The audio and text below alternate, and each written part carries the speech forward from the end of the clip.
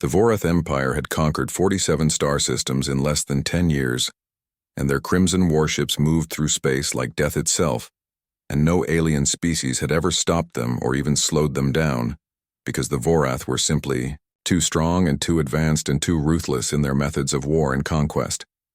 Commander Zekthar stood on the bridge of his flagship called the Crimson Dawn, and he watched the blue and green planet rotating slowly on his main viewing screen. And the planet was called Earth by the primitive creatures who lived there, and his intelligence officers had told him that roughly 8 billion humans lived on that world spread across multiple continents and divided into hundreds of different nations and governments that could barely cooperate with each other even when facing total destruction. His second officer, named Vralik, walked up beside him and looked at the planet with his compound eyes that saw in spectrums humans could never imagine. And he said that the humans were a primitive species with fusion-based weapons and no plasma shields and no quantum drives and no neural combat systems, and basically nothing that could threaten a Vorath. Warship Zekthar clicked his mandibles, together in what passed for a smile among his kind, and he gave the order to begin the assault on the human homeworld. The bombardment lasted 3 full days, and the Vorath fleet targeted military installations and communication satellites and power grids with surgical precision because they had done this 47 times before, and they knew exactly how to break a species without destroying all the infrastructure they would need later for exploitation and resource extraction. Major Kyle Stevens stood in the ruins of Peterson Space Force Base in Colorado and watched the sky burn with alien fire, and the massive ships hung in the atmosphere like dark gods raining destruction on anything that could shoot back at them. And he had lost contact with command 6 hours earlier, and the electromagnetic pulses had fried most of their equipment and radios and computers. Sergeant Lisa Morgan grabbed his arm and pulled him toward cover as another explosion shook the ground beneath their feet, and she shouted that they needed to evacuate immediately, but Kyle just looked at her with empty eyes and asked where they could possibly go when the aliens were literally everywhere and controlled the skies completely. Around them, the remnants of their unit huddled in the rubble, and there were only 23 men and women left alive, from a base that had housed over 3,000 personnel just 3 days earlier, and most of them were injured or in shock or both. The Vorath ground forces landed in every major city within hours, and they established occupation zones with brutal efficiency, and their soldiers stood 9 feet tall and wore segmented exoskeletons that could withstand small arms fire and even light explosives. And they herded humans into designated areas and separated military personnel from civilians with ruthless precision and speed. In New York City, a lieutenant named Daniel Hayes surrendered his sidearm to a towering Vorath soldier and watched as his entire team was forced to their knees in the street, and the alien looked down at him with compound eyes that reflected no mercy and no understanding and no compassion whatsoever. The translator device on the alien's chest spoke in flat, emotionless English and said that human resistance was ended and that they would comply with all orders or be eliminated immediately, and without trial or consideration. Similar scenes played out across the entire planet in Tokyo and Mumbai and Lagos and Berlin and Los Angeles and every other major city on Earth, and humanity bowed before its conquerors after only 8 days of fighting, and the governments that still existed had no choice but to accept terms of unconditional surrender. Deep beneath the Appalachian Mountains, something different was happening in a secret bunker that had once been a classified research facility and was now the last functioning command center for what remained of Earth's military leadership. Dr. Helen Carter watched video feeds from around the world, and her hands shook as she held a coffee cup that had gone cold hours ago. And she was the director of the facility and one of the few high-ranking officials who had survived the initial assault. General Patrick Stone stood beside her with his jaw clenched so tight she could see the muscles working beneath his skin, and he told her that thousands of soldiers had gone to ground before the surrender and escaped into the mountains and forests and deserts, and they were already organizing into resistance cells in every continent. Helen turned to look at him with exhausted eyes and asked if that even mattered when the Vorath could burn entire cities from orbit with their ships. Stone's eyes hardened like steel, and he said that the war the Vorath wanted was over, but the war they were going to get had not even started yet. Helen asked in a hollow voice if humanity was not already broken. Beyond repair. Stone shook his head slowly and said that The invasion was finished, but the occupation was just beginning, and the Vorath were about to learn a very painful lesson about trying to conquer Earth in the ruins of Los Angeles. Kyle Stevens led his survivors into the Angeles National Forest, and they were not alone because military units and police forces and armed civilians were all melting into the wilderness, like water seeping into cracks in stone Lisa.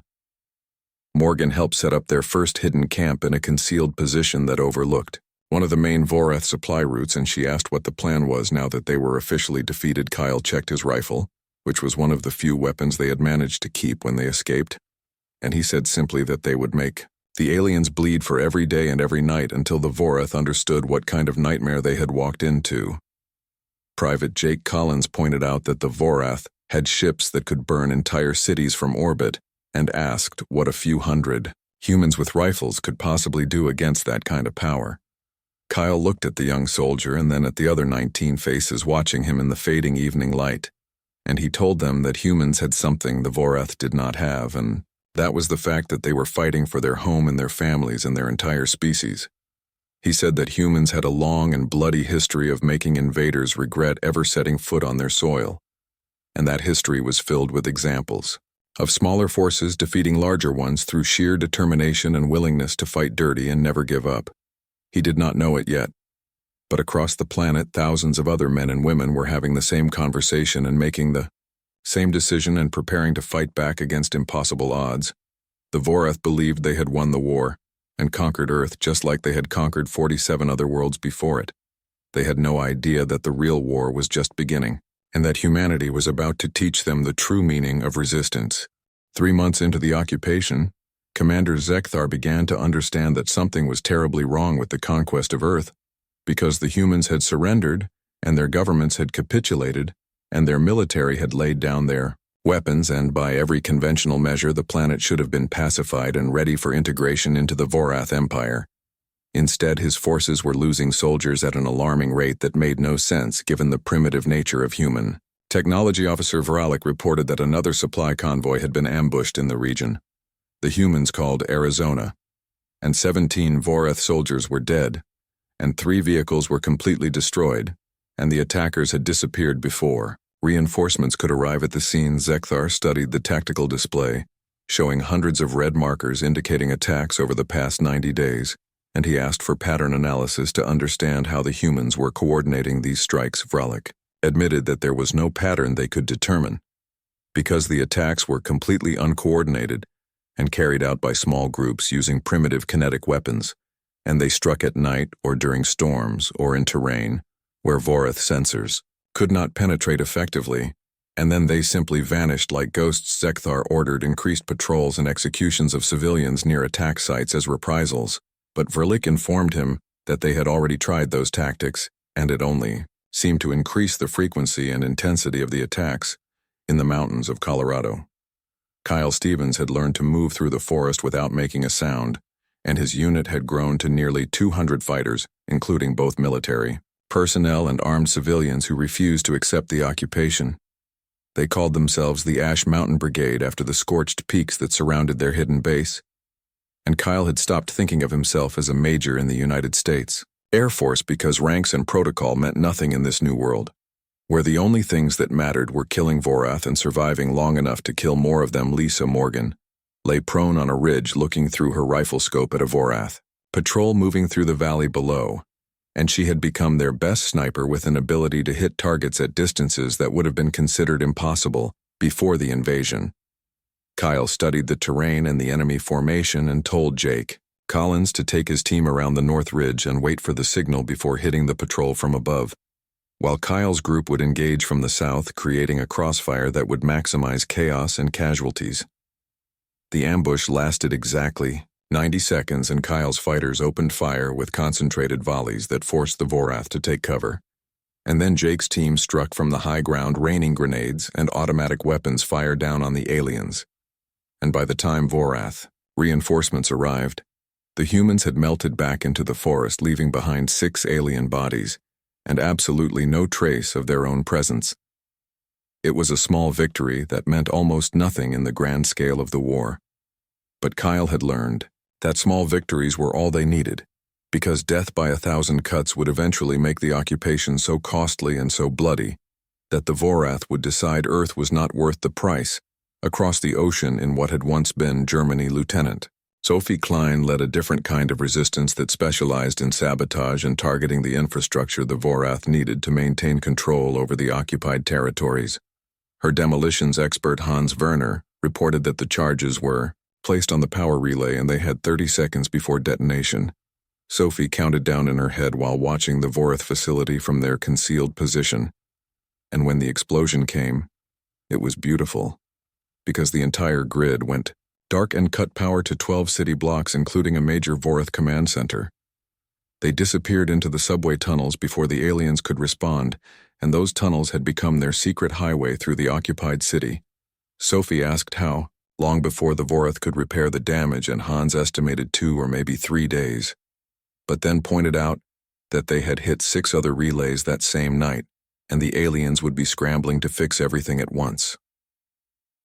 Sophie allowed herself a thin smile and said that was exactly the point, because they needed to make the Vorath scramble and wonder where the next attack would come, and realize that they could not control a planet of 8 billion people, no matter how many ships they had in orbit. In the bunker beneath the Appalachians, Dr. Helen Carter coordinated what she could of the global resistance, even though communications were spotty at best, and reports had to be smuggled through encrypted channels and coded messages. She told General Stone that they were getting confirmation of successful attacks in 43 different regions just that day, and the Vorath were spread thin, trying to cover all their positions simultaneously. Stone nodded, but his expression remained grim because he knew the aliens would eventually adapt like they always did, and he said they needed something more than just harassment and hit-and-run attacks.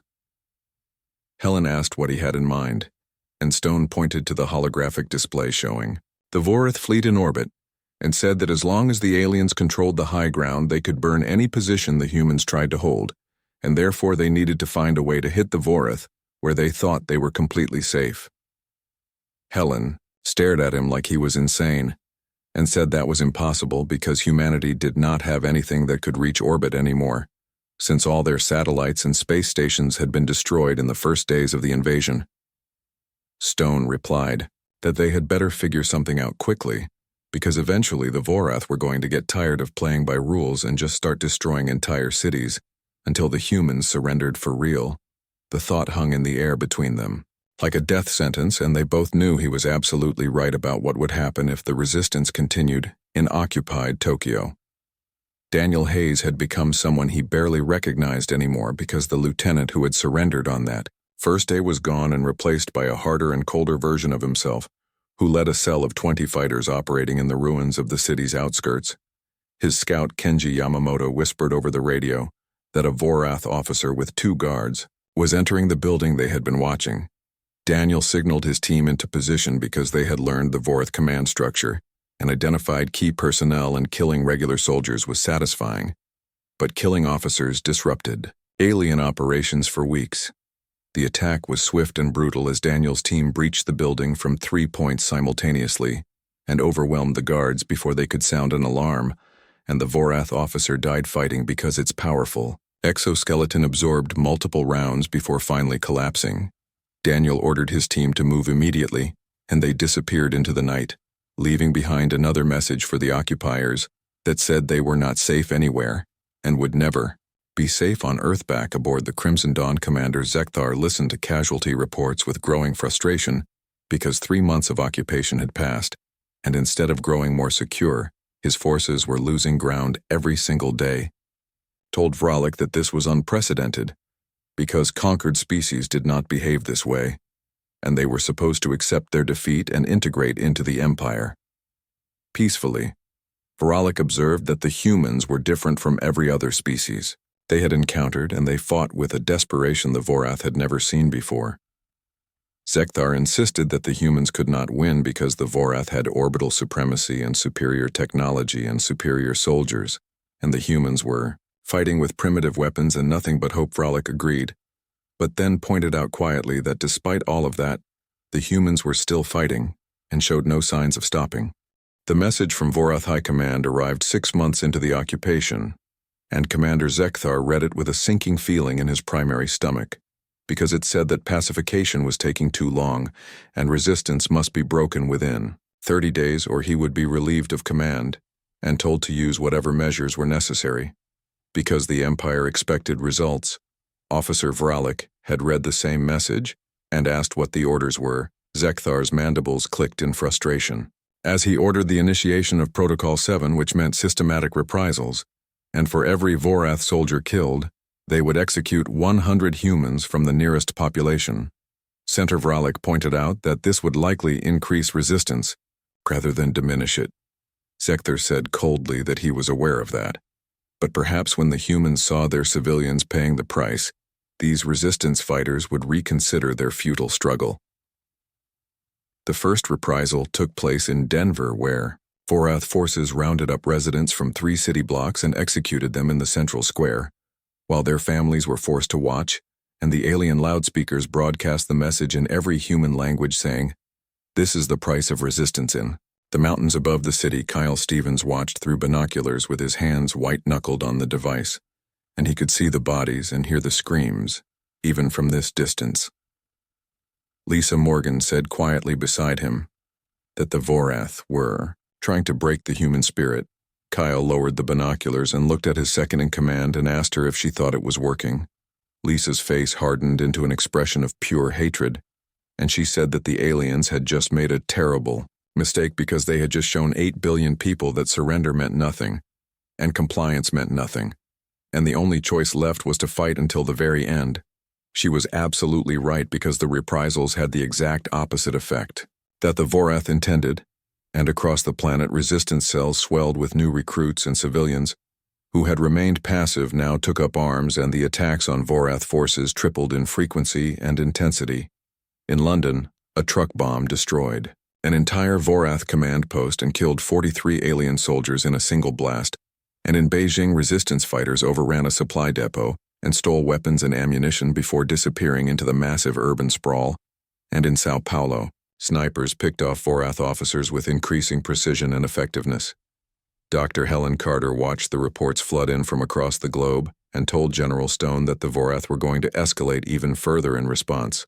Stone replied grimly that they should let them escalate because every atrocity the aliens committed just proved that the resistance was right to fight, and the Vorath were not there to integrate humans into their empire, but to enslave them.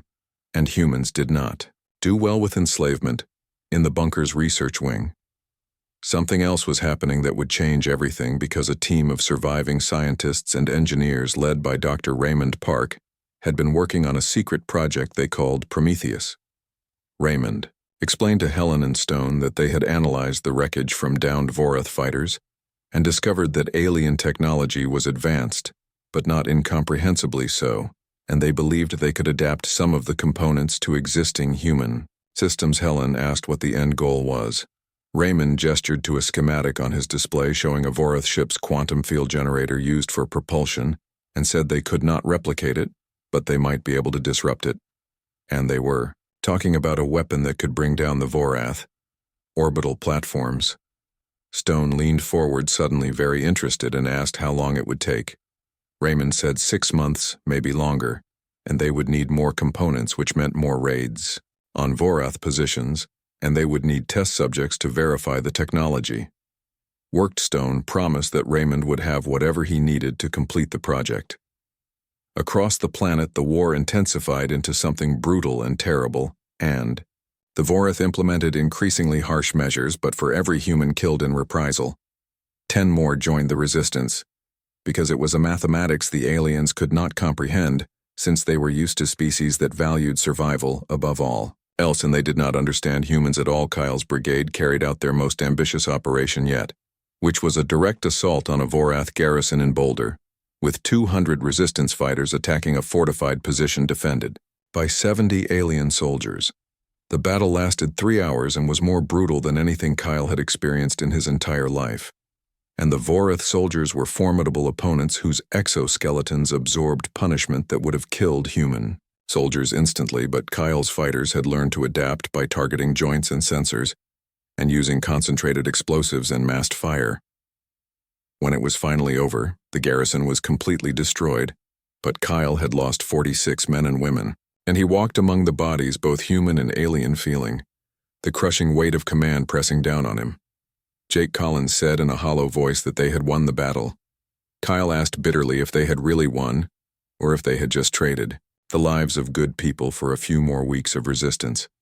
Lisa put a hand on his shoulder and told him that those people knew exactly what they were fighting for, and they had chosen this path willingly, just like everyone else in the resistance. Kyle knew she was right, but it did not make the burden any lighter to bear in orbit.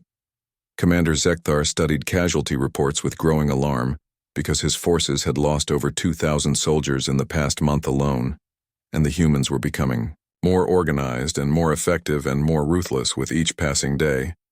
He told Vralik that they needed reinforcements immediately. Vralik informed him that High Command had denied the request and said they had sufficient forces to pacify one primitive world. Zekthar snapped that High Command did not understand what they were facing, because these humans did not fight like any species the Vorath had ever encountered, and they accepted losses that would break any rational opponent, and they celebrated martyrdom and turned every defeat into propaganda for recruiting more resistance fighters.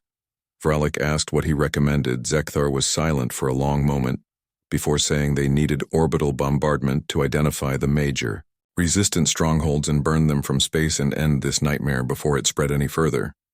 Vralik pointed out that such action would kill millions of civilians. Zekthar argued that millions would die anyway if they did not break this resistance immediately, and it was better to be ruthless now than to bleed slowly over years of occupation. The authorization came through from High Command, approving limited orbital strikes with orders to target military resistance only. But on Earth, Dr. Raymond Park's team had just achieved a major breakthrough because the quantum disruptor prototype had passed its first test, and they now had a weapon that could reach into space and bring down Vorath ships. General Stone asked how many they could build with available resources. Raymond said with the components they currently had, maybe 3 or 4 devices, but if they worked properly, that was all they would need to change everything. Stone looked at Helen and told her to start coordinating with resistance cells around the world, because they needed to hit every Vorath position simultaneously when they made their move, and they would only get one chance at this.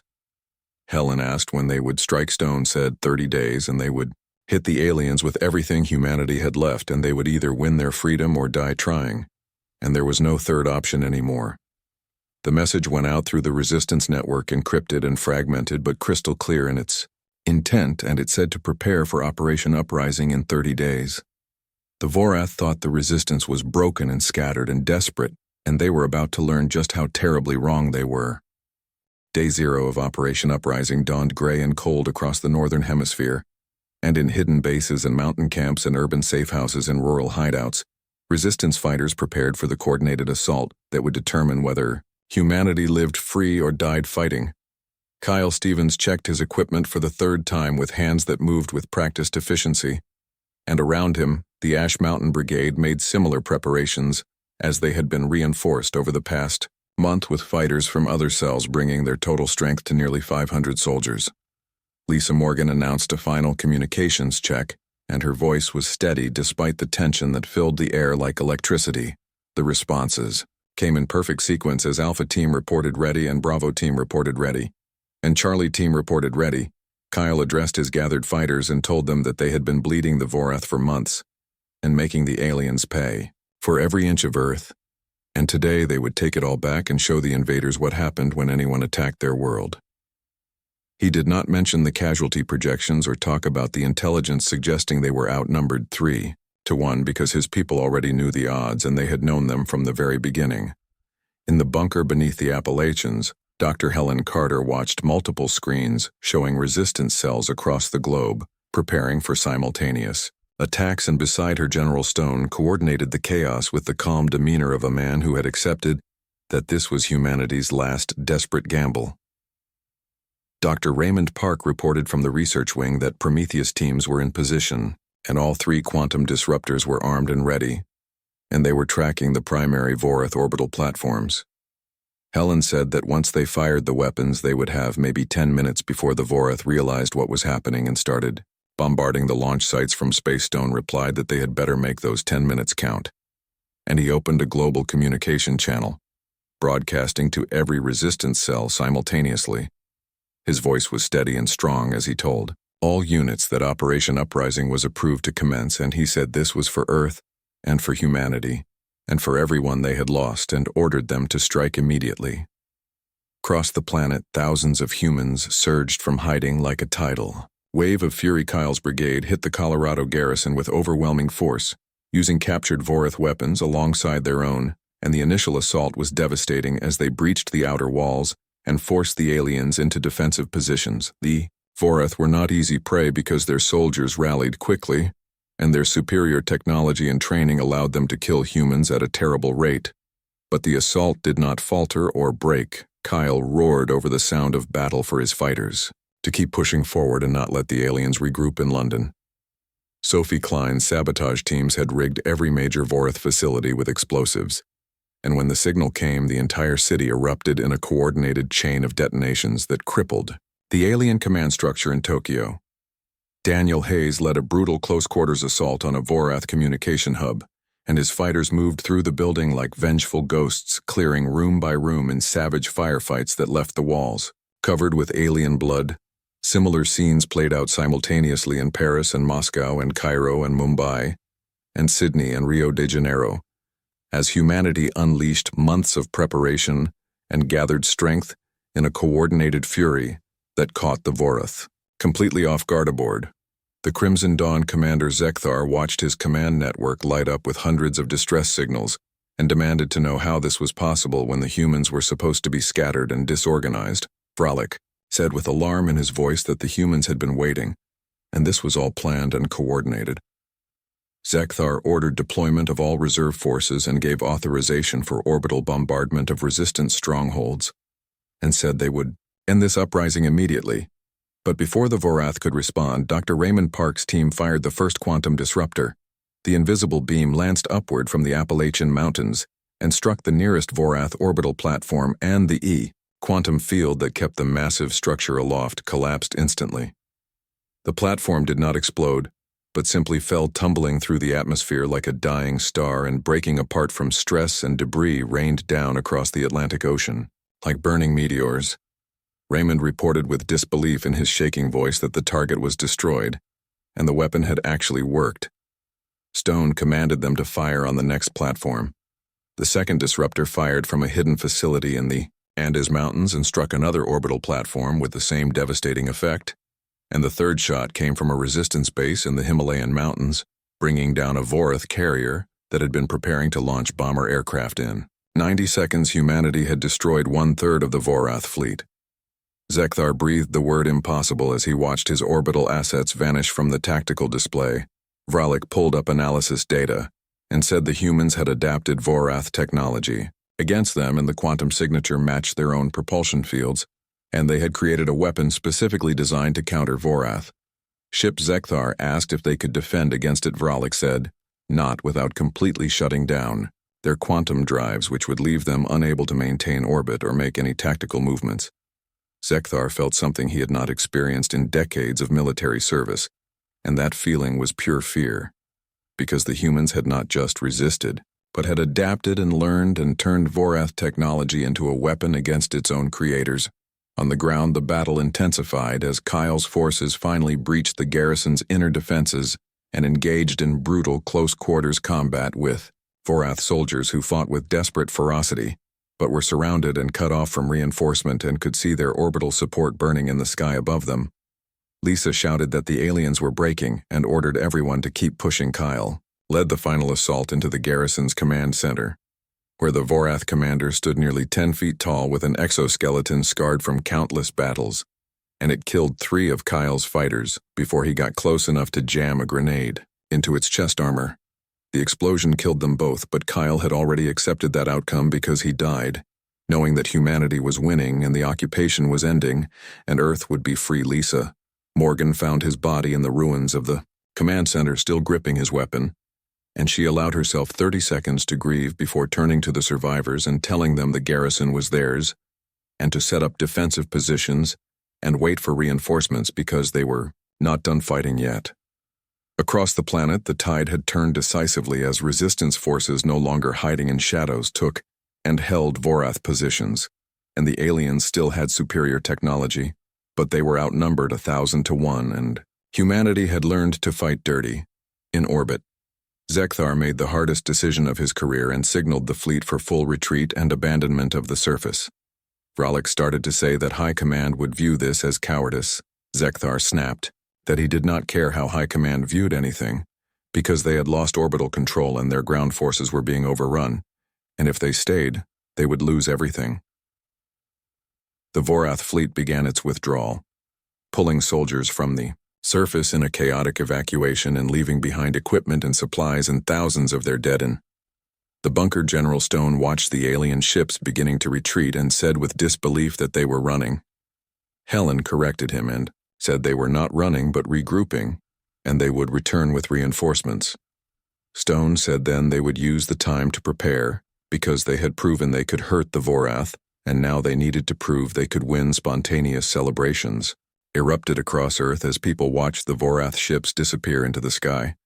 But those who had fought and bled and lost loved ones knew better than to celebrate too soon, because the first battle was won, but the war was far from over.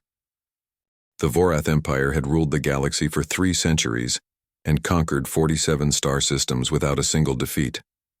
But now they faced an unprecedented crisis because a primitive world had driven them back. High Command convened on the Imperial homeworld and reviewed Commander Zekthar's reports with growing disbelief and contempt.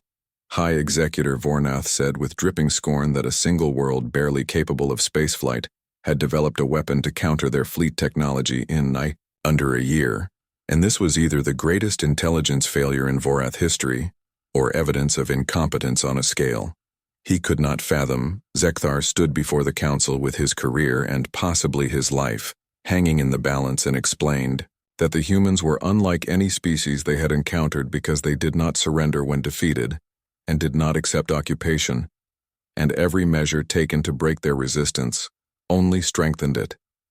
Another council member interjected that Zekthar should have been more ruthless. Zekthar replied that they had executed civilians and destroyed infrastructure and hunted fighters across every terrain on the planet, and it made no difference because the humans fought harder and adapted faster and turned Vorath technology against them. Vornath leaned forward and asked what Zekthar recommended. Zekthar said bluntly to avoid Earth entirely and quarantine the system and mark it as hostile and move on, because the cost of conquering that world would exceed any possible benefit. The council erupted in argument because the Vorath Empire did not retreat and did not abandon conquests and did not show weakness to anyone.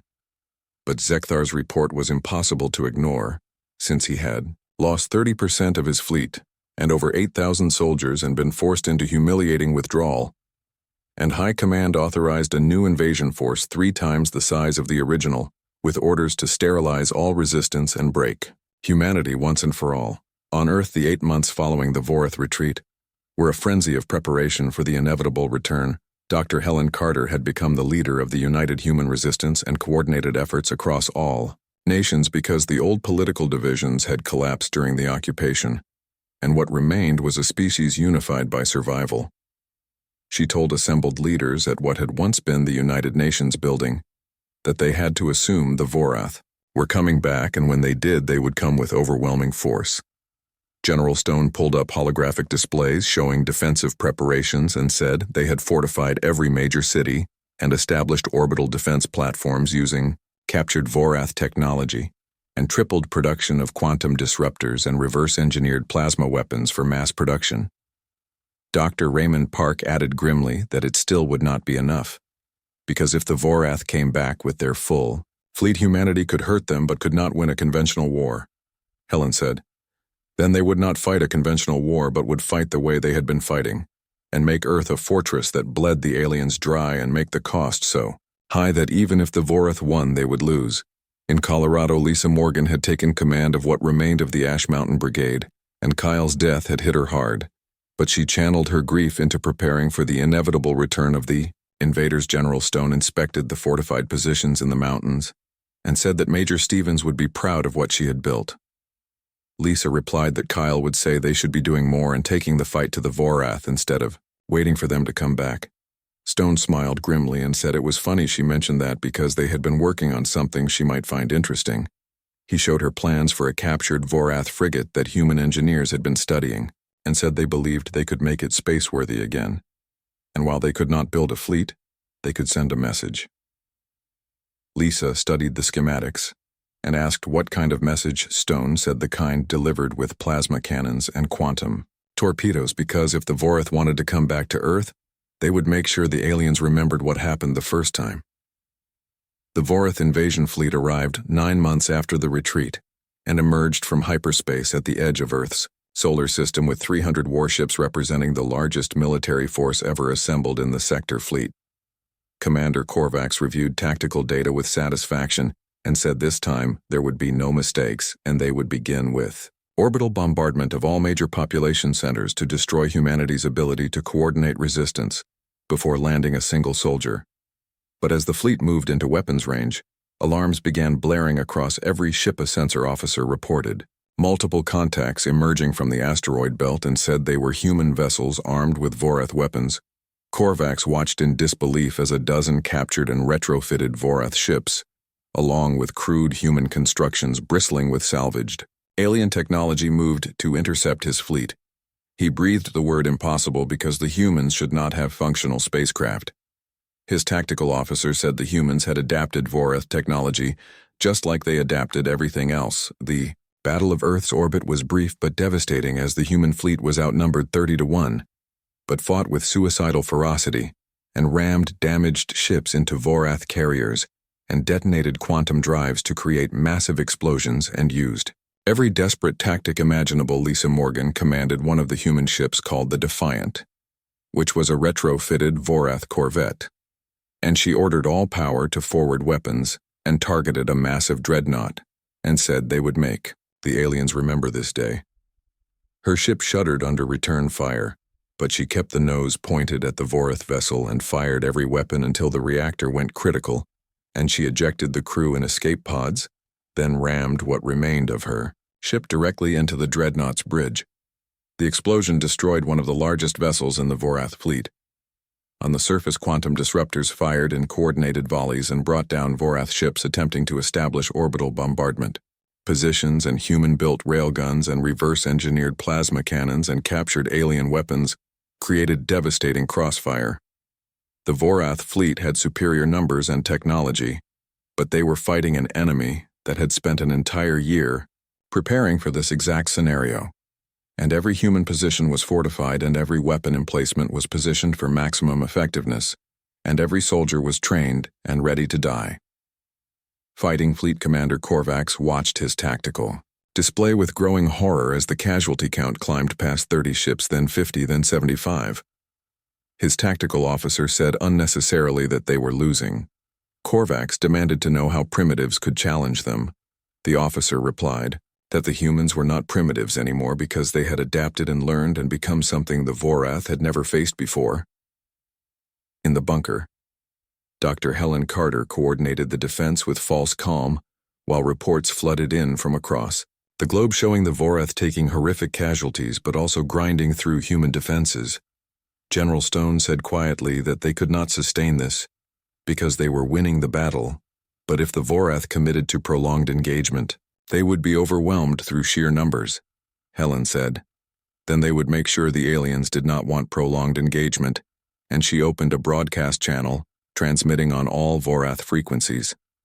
She identified herself as speaking for the people of Earth and said the Vorath came to conquer and failed and came back to destroy and were failing again, and this was their final warning to leave the system and never return, or humanity would turn every ship and every soldier and every resource the Vorath committed into wreckage floating in the void. There was long silence before Fleet Commander Korvax responded and said, humans could not win because the Vorath had unlimited resources and unlimited soldiers and would return again and again until humanity was broken. Helen replied that then the Vorath would die again and again because humanity had studied their empire and knew they had conquered 47 systems because those species valued survival over freedom. But humans, did not and would rather burn the entire planet to ash than accept enslavement. She asked how many ships Korvax was willing to lose, and how many soldiers, and how many fleets, because humanity would keep fighting until the Vorath understood that Earth was not for sale, not today and not ever aboard. His flagship Korvax stared at the tactical display showing he had lost over 100 ships and tens of thousands of soldiers, and the humans showed no signs of breaking. For the first time in Vorath military history, a fleet commander ordered full retreat. The Vorath fleet withdrew from Earth's solar system, leaving behind wreckage and debris and grudging respect for the species that had twice driven them back. In celebrations that followed, Helen stood on ruins of the old United Nations building, looking up at the stars, knowing humanity had won. But at terrible cost, with millions dead, and cities destroyed. And a planet scarred by war. General Stone joined her, and asked what she was thinking. Helen said they could not stay waiting for the Vorath to return, and needed to take the fight to them and become what the aliens feared. Stone pointed out they were barely holding together, and did not have resources for interstellar war. Helen replied that then they would build those resources because they had Vorath technology now, and proven they could adapt and improve it, and within a generation could have a fleet.